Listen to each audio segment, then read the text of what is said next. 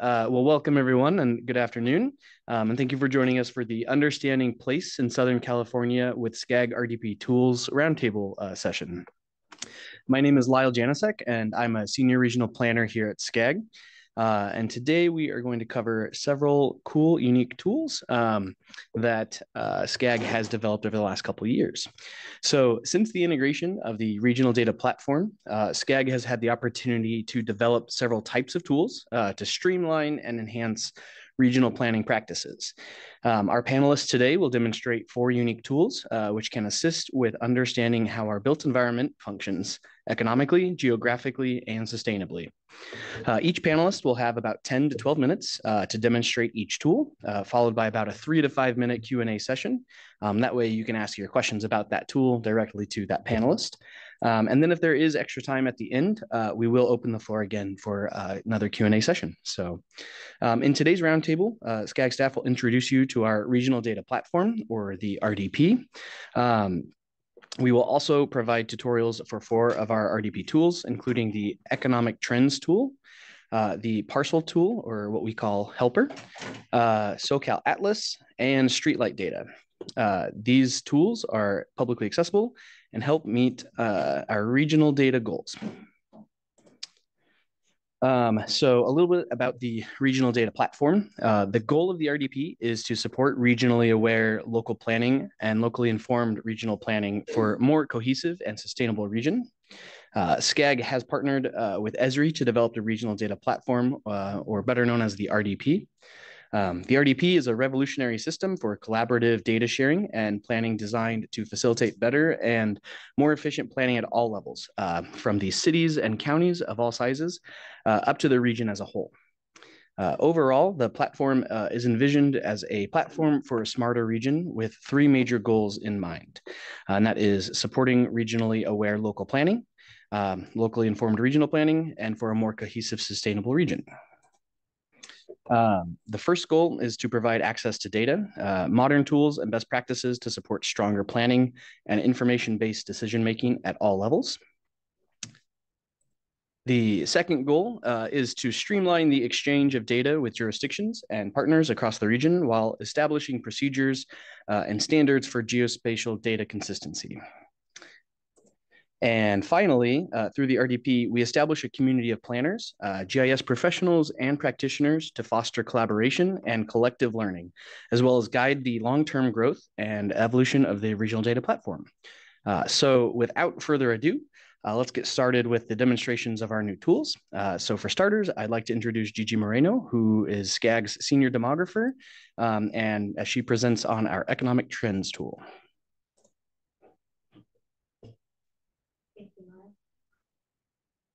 Good afternoon, everyone, and thank you guys for coming. And I'm an economist, not a demographer. So anyway, yes, so I'm SCAG's a senior economist. And last year we developed the Economic Trends tool. And what the Economic Trends tool is a clearinghouse for key economic indicators, and it provides benchmarks and trends for SCAG, for the SCAG region and our 6 counties. It includes visualizations of the SCAG region and county economic indicators. And it also provides a link to our Economic Roundtable quarterly insights. And so what that is every quarter SCAG convenes a group of regional economic experts, and we talk about what's going on in the regional economy, what's going on, what's the outlook, their outlook for the regional economy and the individual counties in our region. And we summarize that and post that online, and we call that the Roundtable Quarterly Insights, and that's available also on the Economic Trends tool. And part of the motivation for the Economic Trends tool is to have a baseline for key economic indicators for the region, so that when we're talking about policy, we're all talking about the same baseline numbers, and we can go from there in terms of planning, in terms of policy. And to access the economic trends tool, you can access it in a couple of ways. The natural way to access it is to go to the regional data platform, and there's a QR code there for it. And it's also at hub.scag.ca.gov will take you to that page. And if once you're on this page, if you go to the apps and maps link, it'll open up a list of the data tools, and the economic trends tool is there, as well as all the other tools we're going to talk about today. So let's explore the economic trends tool. There's actually another QR code here on this page. There's another way to get to the economic trends tool is through the link, the scagca.gov/econtrends. So that's another way to access it. Now, hopefully this will work. Let me.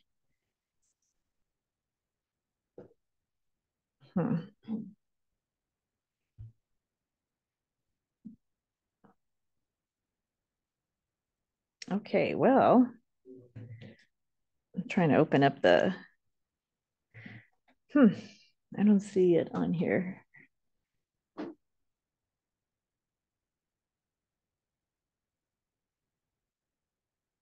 Pull it up in the browser. Oh, easier. Yeah, that's kind of weird. Okay, well, let's open it up.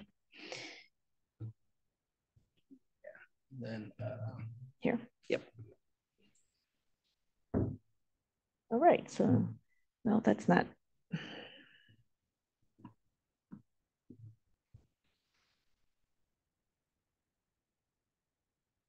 I want to switch the screen. Yeah, it's a little finicky today.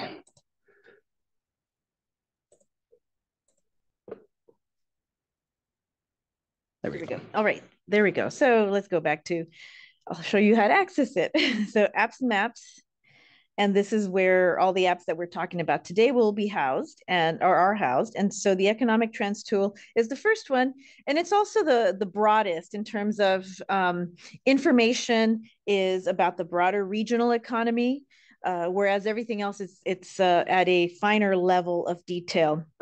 And so what the economic trends tool includes, it mostly includes employment data. And so up on the top, you are these buttons that take you to each of the subject areas that we have data for.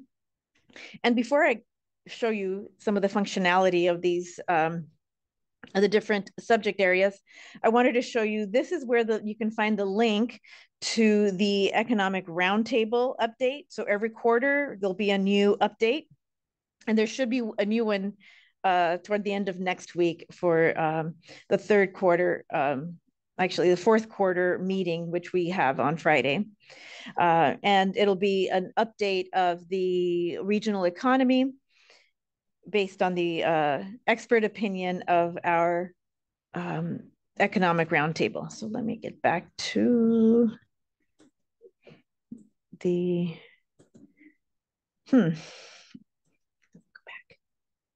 yeah, let's go back. Okay, let's launch the tool. All right, so let me show you some of the features of the tools. So we have our regional employment, because I think that's, I think as somebody said earlier today, jobs are people, the other economists in the room. And so the first set of data are employment data. And for most of the visualizations and the data that are included in the economic trends tool, you can toggle or select the time period that you want to look at trends. So the default will be the entire series from 1990 to the present, for which we have economic data. And this particular chart shows you employment in the SCAG region compared to the rest of California. And it shows you the unemployment rate. And then it also shows you the sector employment. And the sector employment is ranked by the largest employers the largest sectors to the smallest sectors, and you can compare the SCAG region versus other regions versus the rest of California. And then there's county employment, and here you see similar statistics. Again, you can select the time periods over which you can see the data, and you can select the either individual counties to look at the employment, the monthly employment, the unemployment rate, and changes over time in the employment rate. Or you can select all the counties if you want to look at everything all at once. We also have sector employment. And again, this allows you to select different time periods that you want to see the employment by sector so that you can see how sector employment has changed over time, or you can look at it for a specific year. One of the neat things I like about this chart is that it shows you, if you select the county, it shows you the share of employment in particular sectors for the county, and in the shaded, the lighter shaded bar in the background shows you the entire SCAG region. So you can see, for example, Los Angeles County has a smaller share of public sector, public administration employment than the SCAG region as a whole. If you go to Imperial, you'll see, not surprisingly, that total farm is a lot bigger in Imperial in terms of the share of employment relative to the rest of the county. And so this particular visualization allows you to compare how employment changes is different in the SCAG region versus the rest of the county. One of the other features that you can use in this tool is if you right click on any of the graphs and use it, it'll bring up it says an option to show as a table. So you can open that up and you can see the specific chart, and this allows you to download the chart. You can download the or you can view the chart, and then you can also view the specific table. And so this allows you to, where's the download feature? There should be a download here button. I'm not seeing it on this screen. So this allows you to see the individual charts and the data, the underlying data. So we also have housing data. These are housing permits, residential housing permits, something that everyone is very interested in right now. And again, you can select the entire region or select individual counties. We recently added wages by race and ethnicity, and also by gender. And again, you can compare, and these are real wages. That means they're controlled for inflation, and you can look at individual counties or the entire SCAG region. And finally, we have our sources, and in our sources page, you can download the Excel file that contains all the data that's in here. All right, so now let me get back to the presentation somewhere. I know that's...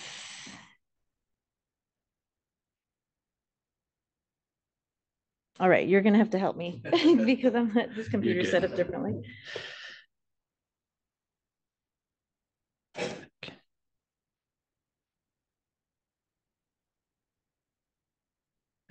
Back. Yep. So there you go. All right, so we're back. So just to inspire some ideas and what sorts of questions you can ask with the economic trends tool, I've listed some possible questions that you can address using these data or the visualizations that are available in the data, and I'll let you read through those. And so now what I'll do is I will turn it over to Lyle, and he will share with you another RDP tool, which is the housing elements tool, or the helper tool. Yeah, do we have any questions for Gigi while she's up?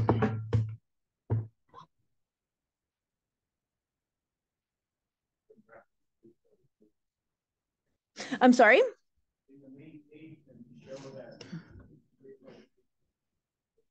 That's year over year, yes, for the region. It's monthly. It's updated monthly, yes. And one of there's a housing and inflation chart in the Econ Trends tool, and we post the monthly inflation rate there. And so you can look at it and you can see the table as well.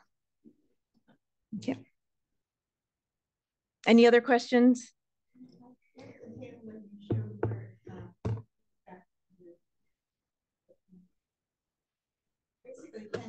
isolate your county and pull that same data up the employment data up in the wages?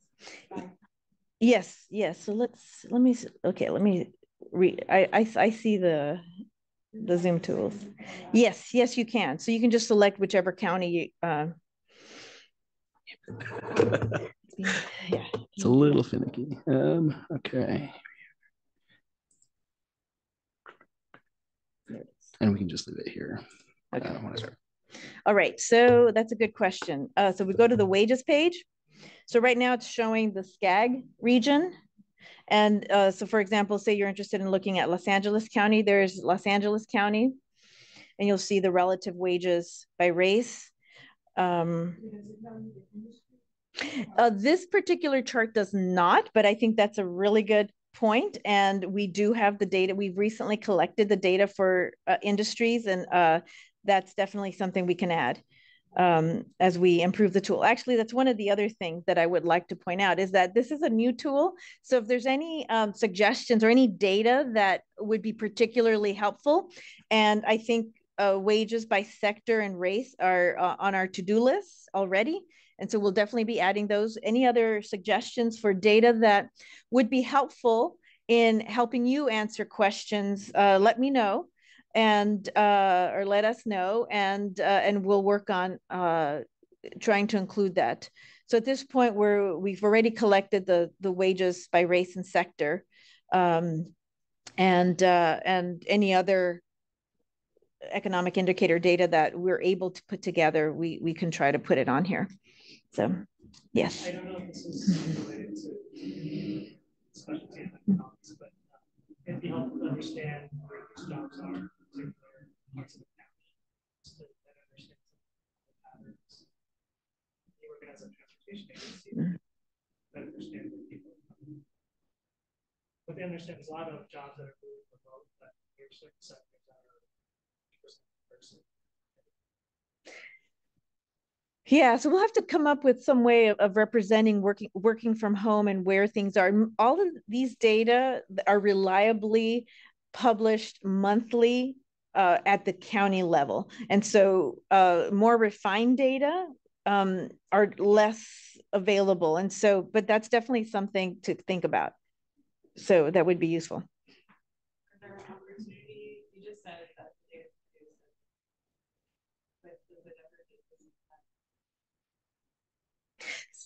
some of these data are available at the local level, not all of them. And so, yeah, and right off the top of my head, I can't say which ones, which are which. And we focus on, at least I focus in my work on the county level. Although I mean, for sure, the sub-county level would be very interesting because there's a lot of heterogeneity within our counties. So that's definitely something to think about. Right now, we're focused on county level work. Yes.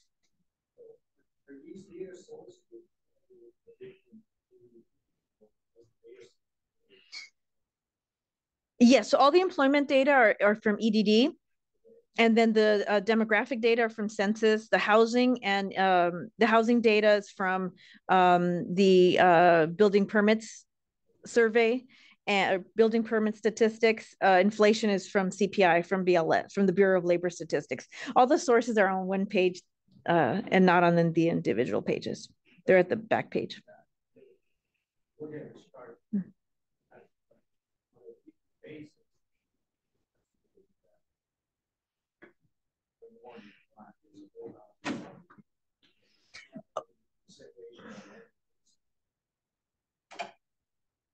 So this is data from, this is QWI data, actually. This is not EDD data. But it's QWI data, and these are weekly wages in 2020. Yeah, so these are weekly. Doesn't mean that somebody works 52 weeks a year, right? It's just, it's on, yeah, so it's weekly earnings reported. I was looking at $4,000 a week at 50 weeks. Right. Yeah. Right. So, okay. Very good. Thank you. And I'll turn it over to Lyle now. Thanks. Thank you, Gigi. And I'm also going to mention for questions, I should have mentioned this earlier, we will ask you to push to speak on your microphones. So that way folks are watching this later, they can hear the questions being asked. But great. So my tool that I will be showcasing today is called the Helper tool. It is a web mapping tool developed by SCAG to help local jurisdictions and stakeholders understand local land use, site opportunities, and environmental sensitivities for aligning housing planning with the State Department of Housing and Community Developers, or HCD's, sixth cycle housing element requirements. So the tool is principally based on updated, curated versions of parcel level and land use data and other data sets which have been available through the regional hub. So for those that don't know, SCAG has a annual land use database for our entire region, which includes more than 5 million parcel level data sets. We have, local land use codes, and we also have a regional land use code. So for example, with this tool, if you don't select a city or a county or whatever, you can zoom in pretty far, and it will show you what our regional land use corresponds with our local land use codes. So for this example, can somebody give me a city in the SCAG region? Sure. I mean, I live in Monrovia, so I'm very familiar with it. It's also a great example. So yeah, we'll go with Monrovia. So what you can do is on the upper left corner, you can select one of the 197 jurisdictions within the SCAG region. And what that will do is it will filter it to just showcase that city or county unincorporated area. The data being displayed will be displayed in the SCAG land use designations. But if you zoom in and you're like, this looks like single family, but what is it? You can click on each individual parcel, and it's going to give you a plethora of information. So this one here in particular has the APN number, county, the city. It has the ratio of improvement assessed value to land assessed value. It has our land use designation, which is 1110, or single family residential. It shows what it was in 2016. But then it also goes down, and you can look at 2016 jurisdiction zoning code. So that was our base year of our last plan. And so this parcel for the city of Monrovia was designated as RM 3500.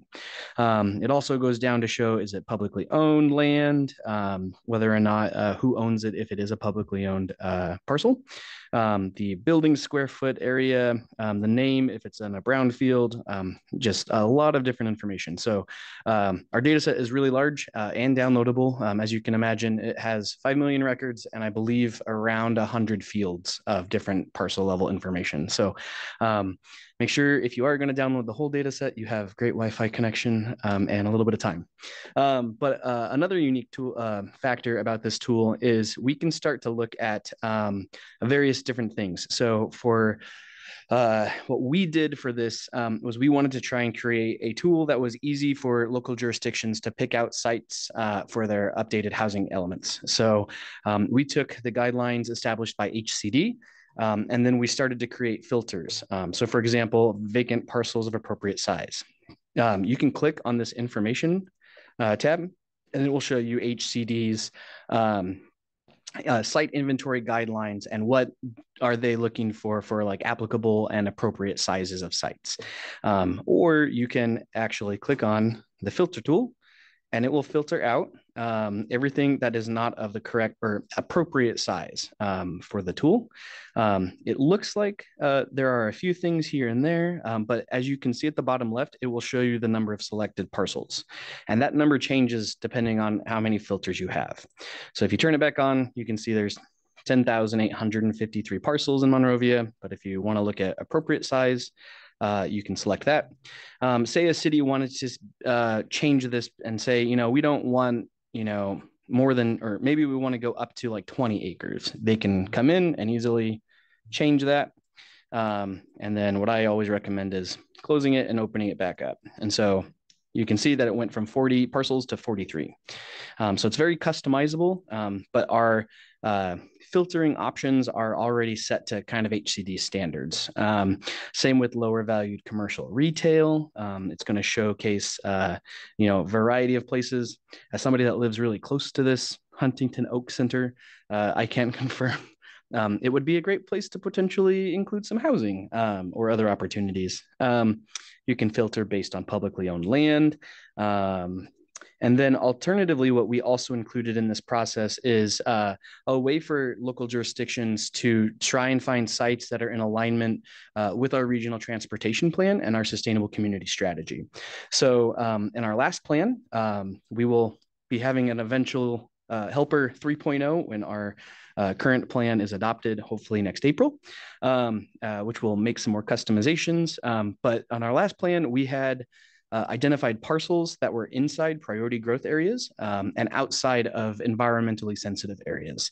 So from here, you could go in and you could select that tool and see what is the area in a city that meets and is very consistent with our standards with our SES. And so this includes different criteria, such as being close to a high quality transit area, inside a job center, inside a neighborhood mobility area, and then outside of those environmentally sensitive areas. So say like you wanted to change, perhaps you're someone that does not care about the environment. You can come in here and you can actually change different filters. You can change it like that. So you can see that it starts to fill in a little bit more. This is right around the Monrovia A-Line station. And so that is what that looks like. Also conveniently, a part of this tool is you can download the data sets that you selected. So you could uncheck Monrovia and uncheck all of these filters and download the entire city's shapefile or parcel level information via CSV. Or you could download the entire region's data set. So that is just a few little pieces of this tool. We also include aspects of environmental justice areas. So, trying to avoid any kind of constraints in those. But we also have selected close proximity to services. So if you're trying to cite a place that is within, say, if you bring it down, you want parcels that have a grocery store within 1 mile, or a healthcare facility within 1 mile, or excuse me, 5 facilities. And then you want parcels that have open space within 1 mile. That's how this would be filtered. So what is ironic about this actually is that the areas that we identified that are better opportunities to grow and develop housing. As you can see, they're grayed out here, meaning that there isn't a grocery store or retail or hospitals in that area. So those are things to think about as cities and jurisdictions are going through some of this data. So that is a very high level overview of our helper tool. Do we have any questions? Yeah, Aaron? I was going to ask how often this database gets updated and when the next update will happen. Yeah, so this is based off of our 2019 data. It was also the baseline of this next plan, but we have made changes based on feedback from local jurisdictions. So I anticipate the annual land use data set to be updated with the adoption of Connect SoCal in April of 2024. I can't guarantee when that will replace other data sets online, but I know we want to get that data available as quickly as possible. As for Helper 3.0, I don't have a timeline on that yet. I don't know, Tom, do you know when? Probably right after the adoption of the Connect SoCal next year, and we're going to start wrapping up on the improvement and, other plans to improve the existing tools, but also new tools as well. Yeah, great. Any other questions?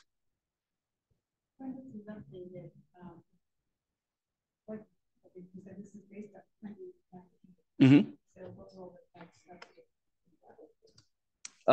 Will it be 20? So that would be, as Lyle mentioned, that we update this data set every 4 years to help us with our long range plan, the Connect SoCal. So 2019 plus another 4 years. So that's going to be 2023. That's so we should be starting working on that now. But speaking of the data that you asked, the draft data is already almost done and it should be available soon.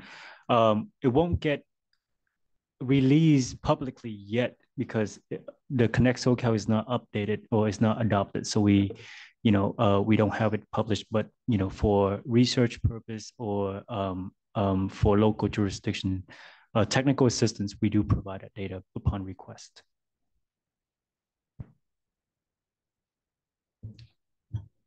Welcome. Yeah, back there. Yeah, can you click on that part that says shows population and housing stat? I'm just curious of that. So this will show you part of what will be in the next presentation, right? Yeah, so this is a step into SoCal Atlas, but this will show you a high-level overview of how many acres are in the city, what was the RENA total, how many of each of these indicators, but I will let Tom talk more about that in detail. Yeah. So, another question. If you can go back to the map, would you be able to show the legend for those color coding? I'm just curious what those are also. Okay. Yep. So usually when we have a lot more time, I would go through like how you can click on the documentation up here and it gives all the background information, all the land use codes. There's a button here if you need some help. If you don't like the base map, you can change, or excuse me, this is the tool changer. We also have a base map switcher. So if you don't like, the human geography and want to switch to say, colored pencil map, you can do that. There's also shows you what map layers are on there. So if you wanted to, what is the high quality transit area, you can turn that on and see what that actual buffer looks like. So it's very, customizable to whatever your needs are. And then also you can take a screenshot of the site that you're currently showing. So yeah, lots of pretty cool tools. And then, yeah, like I said, you can show the legend here or see the legend here. And then in our documentation, it goes into detail about what those are. So just one last question. Sure. Based on the legend, are these correlated with the local planning, the zoning, like if it's for the different city? Yeah, okay. So each city, all 191 cities and 6 counties have their own land use designations.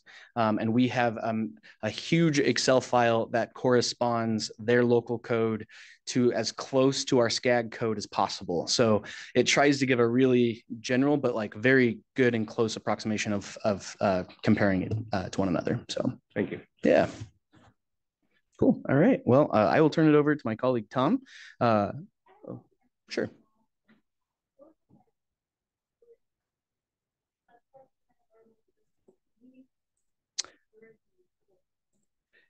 Yeah. So with all the filters, you can click down on it and see that this shows that it's in an environmental justice area. Whether it is inside an SB 535 disadvantaged community, and then also inside a community of concern area. So yeah, no problem. All right, I will hand it over to Tom Vo.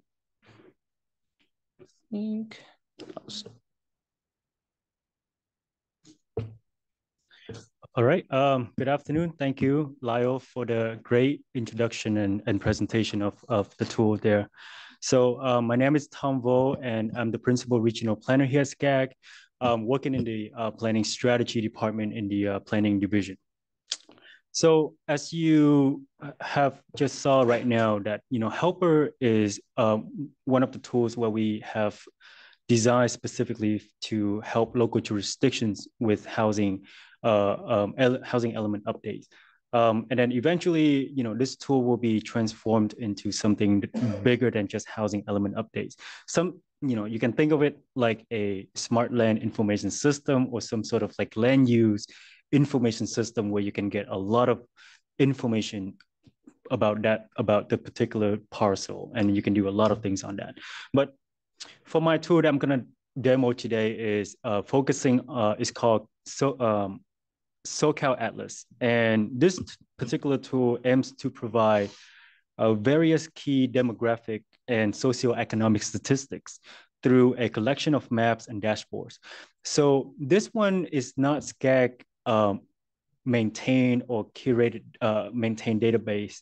This application has a wide range of data sets from the publicly available data sets out there, such as census, DOF, EDD, and so forth. All right, so with that, let me go to the application. So again, to get to this application, you go through the regional data platform, like what Gigi mentioned earlier. And from there, you can go to the apps and maps page. And from there, you can access to a wide range of applications within that we currently have publicly available. So if you scroll down, you will see a bunch of different applications, and I'm going to click on the SoCal Atlas. So before I click on the launch application, there are also other buttons out there right next to it where you can look at the technical documentation. If you want to learn more about the tool, if you want to learn more about the features and the data dictionary or the sources, it's all right there. And then if you want to look at a short video on how to use it, you can also click on watch video where it shows you about 3 or 4 minutes of how to use the application. So in case, after this, you forgot how to use it, you can go back and just watch the video.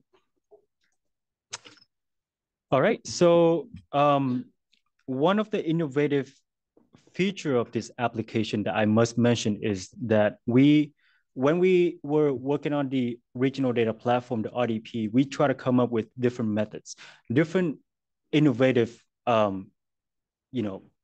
features that we can include. And so this application is really special is that it doesn't use any static database. It has live database. It means that the application is tapped into another authoritative database out there. So for example, this application is tapped into the Esri updated demographics database. So Esri is, if you don't know Esri is kind of similar to Microsoft, but it focuses more on the spatial software. And they do maintain a lot of great data set there. So we tapped straight directly into their database. So whenever they update their database, our application is also updated. So that's the one technology that we're trying to improve here. So when you are using this application, some of the information that you're seeing here comparing to other applications may not be the same. Overall, overall it's showing the similar trend, but the number, like if you're looking for the exact number, it won't be the same because it's using a different source out there. So this is the application that you're seeing here. And as you can see, it looks very similar to the helper application that Lyle just showed earlier. And the reason being is we try to have the interface of each application that we design to be very similar. One is because, with similar interface, it helps users to understand and be familiar with the application right away. So on the top bar, you can see that the name of the application, and as you go to the right, you see documentation, which is the same documentation that I mentioned earlier with data dictionary and everything. And then when you are using this application, if you have any questions related to this application or any data that you want to use or any feedback that you have, or if you want to have like a one-on-one technical assistance, then you can select this survey and you can fill out the information and you submit it. Our team at SCAG will reach out to you to provide additional technical assistance. And then again, on the left would be the most important column, most important part of this application where you can select a city of your choice. And for this, do we have a city that you want to look at today? Anything? Pasadena, Santa Monica? There we go.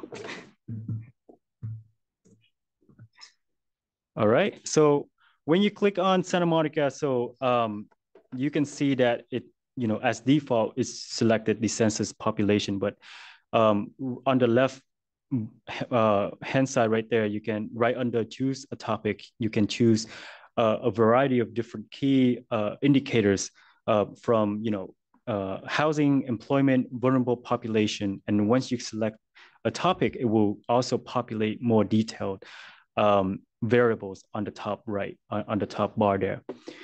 Another feature that I want to show you is, again, something like what Lyle showed earlier, where you can click on a sensor track or a block group here, and it will show you more detailed information about that particular variable. So in this case, you can see that we have the census population selected on the top. And so in the pop-up window, it provides more detailed information related to population, such as population by race and ethnicity, and also the percentage for that particular block group. And then on the right-hand side, you can learn more about this particular layer, where the data is coming from, what year. And if you want to learn more about this layer, you can click more to learn more about this map. And then right below it is the legend. So I'm just going to go show you a couple of more features here before I end my demo. So as you can see, for each topic here, right at the bottom, you see that there are try to select this, but you see right at the bottom, there are maps, statistics, and data. So maps, when you click on maps, so it's basically show you the spatial layer. So what you're seeing here is maps. But if you click on, say, statistics, it will open up that dashboard that you were asking about earlier. So this dashboard provides much more detailed information, and you can filter it by different jurisdiction, and then you can also explore the data even further. So for this one, I'm going to click on, say, 2021 white-collar workers. And if you click on this, you can see that this data is showing 2021 labor force by occupation. And right now it's showing all the occupation within the city of Santa Monica. Right below this, you can also choose to compare the city with LA County, or the state, or even the country. So, very intuitive and very useful when you are trying to compare with different data, different region. And then on the top, say, if you want to see the top job sectors, but the top occupation in the city, you can click top N. So we'll show you the top 3 occupation in the city, which is management, art, entertainment, business, and financial. And then you can download the data and so forth. And then if you like what you're seeing, and if you want to download the data and import it into, say, ArcGIS or any spatial software, then you can click on the data button right next to the statistics. And that will take you back to the regional data, the regional hub. But now it's showing you under the content library, is showing you all the data related to employment. So based on this information, you can download, and you can do further spatial analysis and other analysis research that you are doing. So with that, I will end my demo here and open up for any questions. Do we want to go ahead and let Echo go, since we're getting a little short on time? Okay, yeah, we can open it back up for everyone at the end. Sounds good. Thanks.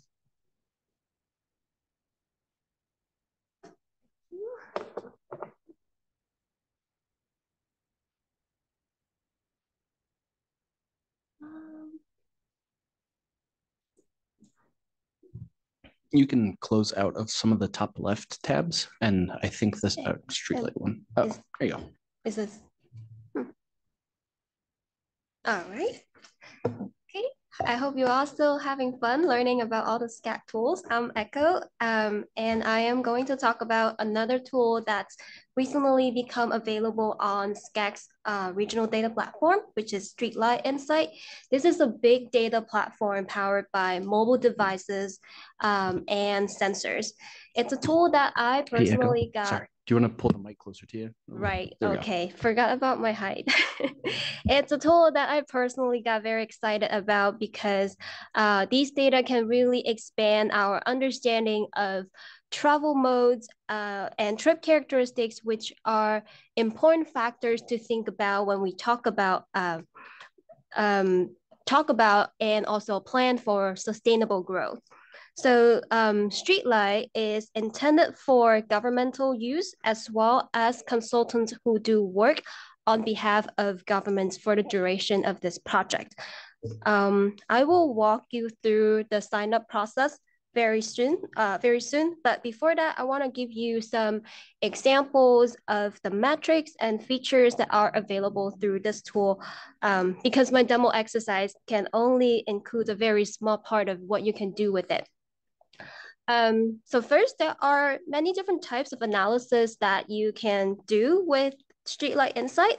And here I'm only listing 3, which are the very classic origin destination analysis, and it will give you trip volumes between origin and destination zones. And we can do zone activity analysis, which is what I will demo on shortly. So this zone activity analysis, it can detail the trips that originate in, have destinations in, or path through analysis zones of your selection. And we can also do segment analysis, which describes the speed, duration, and congestion of trips through corridors at different times of the day. There are also different options that you can customize your analysis, such as specifying which days in the week you want to look at, what time in the day, what types of vehicles and travel modes, and what time period. And last, for those who may be interested in doing a deeper dive into specific metrics, I want to leave a link to their methodology white paper because this data is developed by Streetlight Insight, and the white paper details their methodology for processing the data and deriving all these different estimates. So in today's demo, I will try to answer these couple of questions. What are the volumes and attributes of trips that originate in your area of interest? Do these trips that occur on weekdays differ from the trips that occur during the weekends? And do these trips differ from their pre-pandemic levels? All right, let's get to the demo.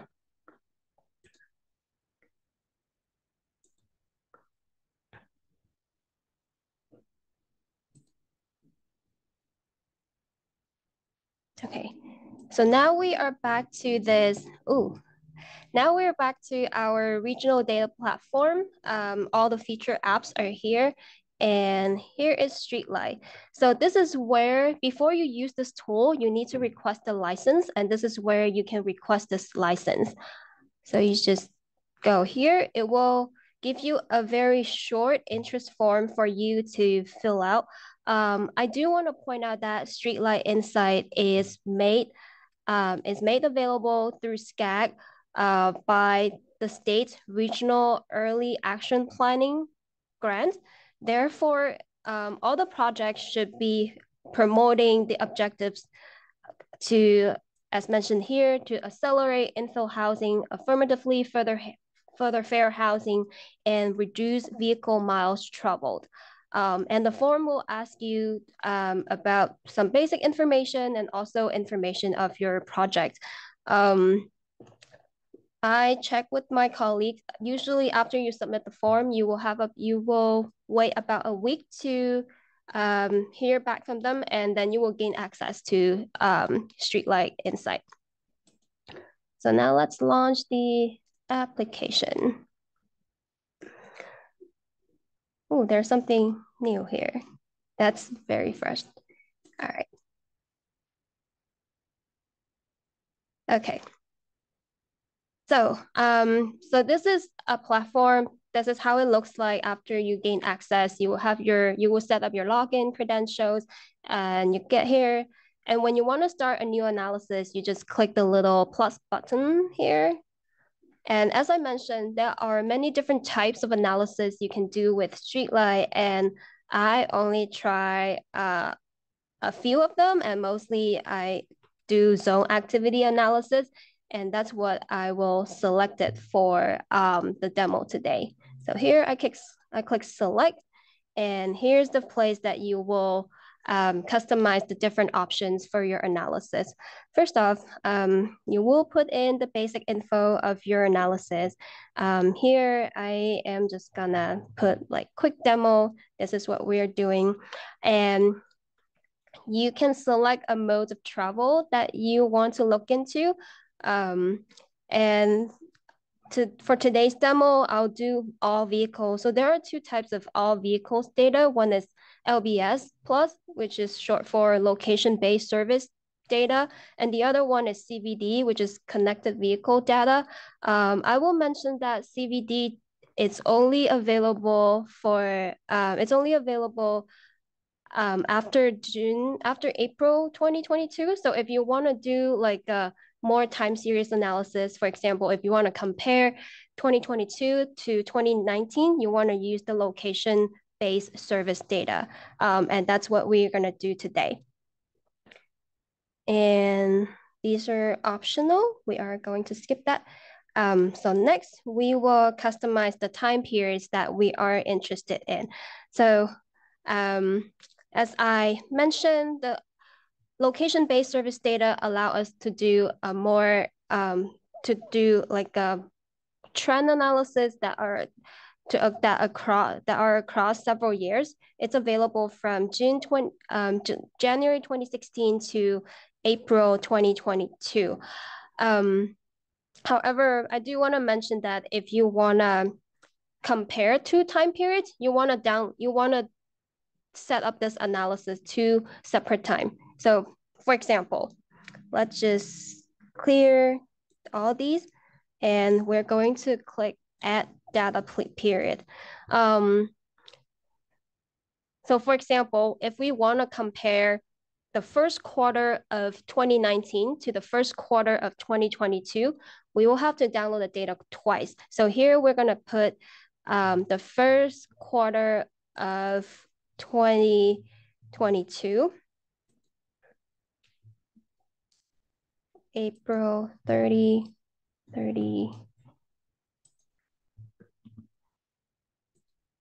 And in the next download, you will do the same thing, but you just need to change the time period to 2019. And date type is another feature that you can customize your analysis. For example, you can look at all days throughout the week, or you can just look at weekday and you can look at weekend. I'm going to keep these different features because I think they're all interesting for comparative purpose. And day part is what time in the day that you want to look into. And there are all these default options. I am going to simplify it and just keep all day and also peak AM, which like the morning rush hours.